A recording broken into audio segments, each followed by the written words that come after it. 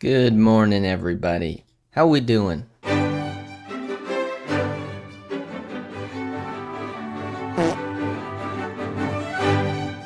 That's a bit unlucky.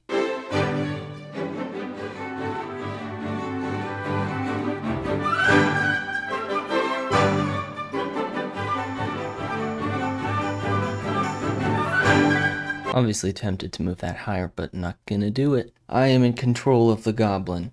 For now.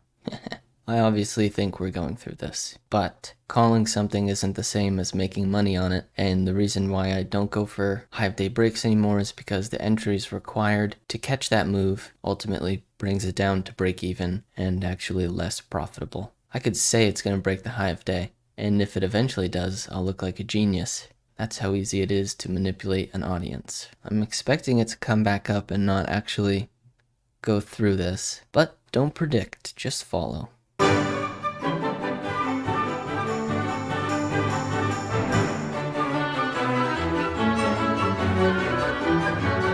Not that I look at candlestick patterns, but it is a little surprising to see it go all the way up there and then just immediately come back. But you know, that's why candlestick patterns don't work on their own. Because even though it did that and you would think that it might fall down from there, it just went back up. Oh yeah, thank you, Groovy Man. Yep, see? See how much of a wizard I am? I said it was going to break the high of day. Calling a level means nothing. Calling levels doesn't make you money.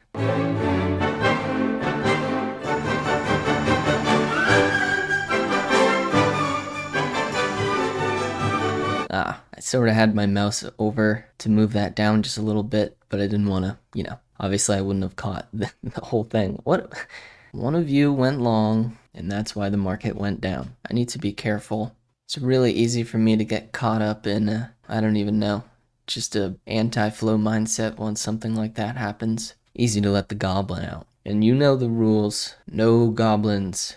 I'm going to trademark that. Who's Mark? I'm not trading him my goblins. Well, it depends on what he has, I'd trademark the goblins if Mark had something of equal value but positive in return. My eyes are so dry. I'm gonna call it a day there. Let's pretend that first trade worked, because getting ticked out is really sad.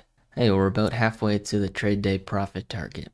It would be very cool to pass, but I genuinely don't feel any pressure because my expectations were too high when I started. Got some beginner's luck, going on 10-day winning streaks, all this kind of crazy stuff. And in retrospect, it was just because the way I was trading, we had those conditions for 10 days. And the real challenge in trading, the reason why consistent profitability is challenging and why it's the only thing that matters is because those conditions change. Consistent profitability is more of a reflection of your ability to adapt to changing market conditions. Anybody can make a lot of money in 2 weeks. But how'd you do for the month after that?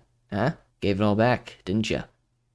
Yes, you did. I know, because I am you. There's a lot of black or white logical fallacies going on in the trading world. Something doesn't have to be all one thing or all another. No one thing is inherently bad or good. You have to find the point along that spectrum of extremes that works for you. Alright, I'll end it there. Hopefully you guys did well. And if you didn't, hopefully you learned some important lessons.